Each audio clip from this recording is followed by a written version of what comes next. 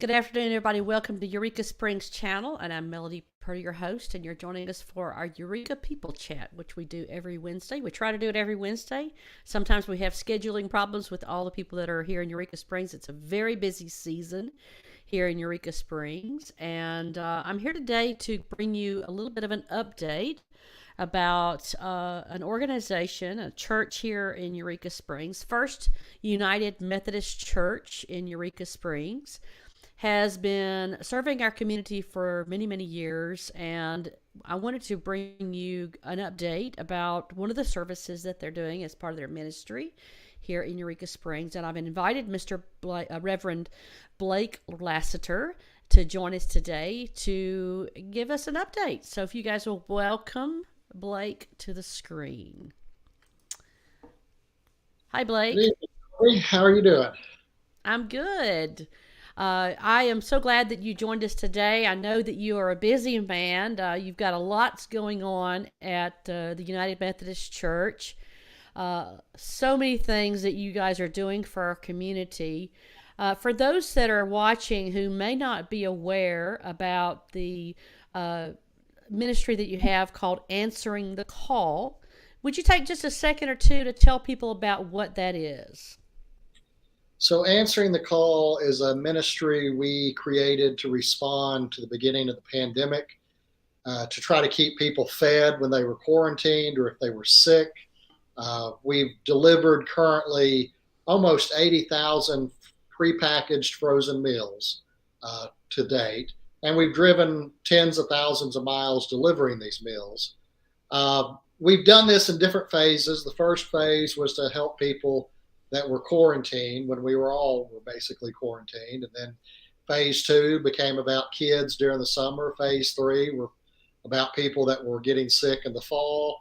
And then it's just kind of morphed into helping people during this economic downturn to make sure that they don't suffer through food insecurities.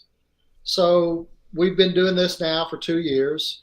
And like I said, we've given out 80,000 meals. What it is each week on Wednesday, we deliver a package of 7 frozen meals, different menus that they can keep in their freezer, that they can at least have 1 meal a day to eat. And so that's pretty much what we've been doing. And then now recently we partnered with the Northwest Arkansas Food Pantry, and we host a mobile food bank once a month.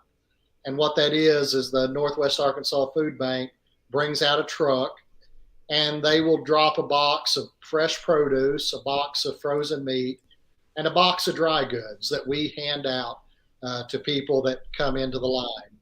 Last month, we gave out 150 of those boxes within 20 minutes. That kind of tells you of how much food insecurity and hunger there is out there in our community right now, especially with inflation running at almost 9%.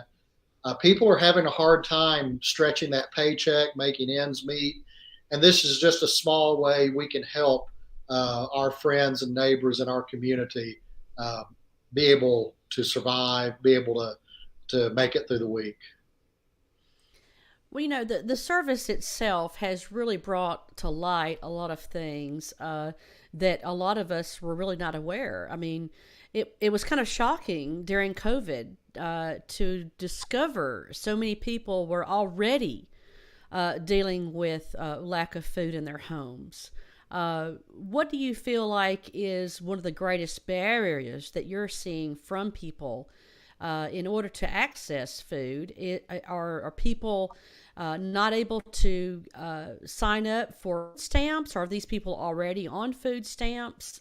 Tell us a little bit about that situation and how that falls out. So that runs kind of the whole gamut. Carroll County is both a very rich county and an extremely poor county. And we discovered that a lot of people just can't make it to the typical food pantry during the week. Different churches, different ministries host food pantries, but usually those hours are for the benefit of the volunteers. And so like one pantry might be open on Tuesday from 10 till 2. And we started discovering that there's just a lot of people that are either working and cannot make it during those hours, or their kids stuck at home, or they're having to make the choice: do I use that gas to go pick up food, or do I Mm-hmm. stay home? And so we've just discovered a large population that are they're just not served by the typical pantry model where you come and get it. And so when we started delivering, we were uncovering a lot of that hidden poverty of people way out in the county. They're not living within the city limits of Eureka. And it was just hard for them to come in on certain days of the week and or make that sacrifice of spending the gas money to make it to a food pantry. And so by delivering, we've really hit another segment of the population that were just not being served in the past for hunger and security. And you've got a really great team of people that are taking their vehicles and picking up these meals and delivering them. What are some of the comments that some of your volunteers are making about this experience? Well, we've now got it down, got the whole system down pretty easy. And so our volunteers like it because, like our packing line, it only takes them maybe an hour or 2 hours on Wednesday. So it's an easy volunteer effort. And then our drivers, probably each driver might take 5 deliveries. And so Mm-hmm. most of our drivers, they're going to town anyway. We deliver to Berryville, Green Forest. They're going to these places anyway. And this is just a nice way for them to give back. And it's not asking that much. It's not, a whole day of volunteer work. It might be 40 minutes. It might be an hour of driving.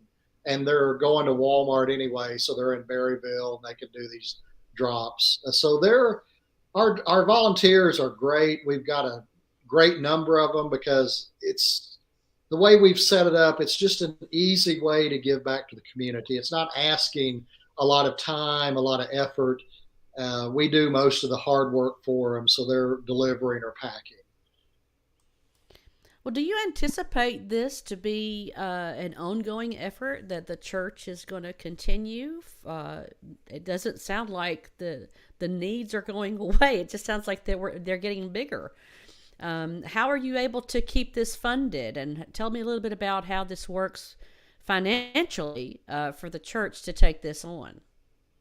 So this started out when the government announced the shutdown. A friend of mine challenged me with a $10,000 grant. He said, "What could you do with that money to help feed people?" And so we talked to local restaurants, especially Sparky's or Melio's, and then we ran into Brian Weinman with Benny Keith about what we could do. We came up with this idea of the frozen meals. We took that $10,000 and we doubled it through asking the community to give, to match it. And then through that, over the past 2 years, the community has generously pledged and given. A lot of members of my church have they've added an extra tithe to their giving to go directly to this food ministry. And then over the years, we've gotten a couple of other grants. And currently, our most recent grant was from the Arkansas United Methodist Foundation. That was done in great thanks to Michael Boland, the pastor at Green Forest. He was able to secure that grant of $20,000 that we hope will see us to the end of this year. Mm-hmm. But we are going to start fundraising again. We're going to start asking people to consider donating because inflation is not going down anytime soon. And in the past few weeks, that need has risen. We were down to a low of almost 20 deliveries, and now we've jumped back up to 77. And like I said, with the mobile pantry, that what we were giving out food for 3 hours, now that's down to almost 20 minutes. People are hurting, and Mm-hmm. they're needing avenues to help them make it through the week. So we're hoping with the fundraising, this will extend this out for another couple of years, and we can keep doing this ministry. And then we hope to partner with a few food pantries and maybe get a regional distribution center here in our county. That the Northwest Arkansas Food Pantry has said that they would supply food to if we were able to build it or secure a building for the food to be stored. And that would alleviate 26 pantries in Carroll County having to drive to Springdale or having to worry about where they're going to get this food to give out. So that's one of the projects we're working on, is try to bring all the different feeding ministries in Carroll County together and maybe do something as one, and really tackle food insecurity in Carroll County. So, if we have someone that's listening today who might not be aware of this particular service, how do people get engaged in either volunteering or taking part in obtaining some of the food that you guys are providing? Well, the easiest way is simply to call Marty. That's been our slogan. She is our administrative assistant at the church. And if you'll call her at 253-8987, she can get you set up with the meals. She can get you set up with the volunteer effort, and she can help direct you to how to donate. You can also go to our website, www.lovespokenhere.org, and there's an online giving portal that you can give to the church and tag answering the call, or send a check to 195 Huntsville Road and mark it for answering the call. And all that money goes straight to buying food. There are no administrative costs. All of our equipment is paid for by grants. And so all that money you give goes directly to buying food for people. Well, Blake, this is a fantastic effort that the church has taken on, and thank goodness we've had a great community to support it for the last 2 years. Unfortunate that we have to have this, but I'm glad that you and your congregation and all the community has come and supported this for the last 2 years. It sounds like that instead of it going away, we've got to grow it to keep answering. You need to grow it. So all of this was possible thanks to the church, but also the amazing people of Eureka Springs and Berryville and Green Forest, who we've all come together to solve a problem. And we come from different walks of life and different ends of the county, but we're making this work because it's about people. And so I just want to thank everybody out there that's been a part of this. You've really made this an amazing experience. Well, we're just so blessed that you guys are here in our community and all the people that are supporting. So thank you, Blake, and thank you to the congregation there and to all the community who has supported this. If people need to get in touch with you, you can go to the website there, lovespokenhere.org, and find out more, and talk to Blake or Marty or anybody there at the church. And keep us informed, Blake, of how things are going. We'll check back with you later maybe and see how things are going with the efforts that are ongoing. So you can maybe give us an update later how things are going. And we just thank you again, and we celebrate you as a good person. This is good news and from Eureka Springs, and we just wanted to showcase you today to talk about that, and thank you again. Thank you, Melody. All right, guys, so you heard the man. We're going to go to lovespokenhere.org if you want to find out more about answering the call and all of the food insecurity efforts that the church is hoping to address and doing a fantastic job. It's just a fantastic program, and we are just so lucky that they answered the call. So thank you again for watching us today at Eureka Springs channel. If you want to help us spread the word about what's going on at lovespokenhere.org and spread the word, you can also subscribe, like, and follow us on YouTube, Instagram, and Facebook. Just click share on this segment and share it with someone who might benefit by knowing about this particular program that we spoke about today. Thank you again, and we will see you next week here on Eureka Springs channel. You guys have a great day. Bye-bye.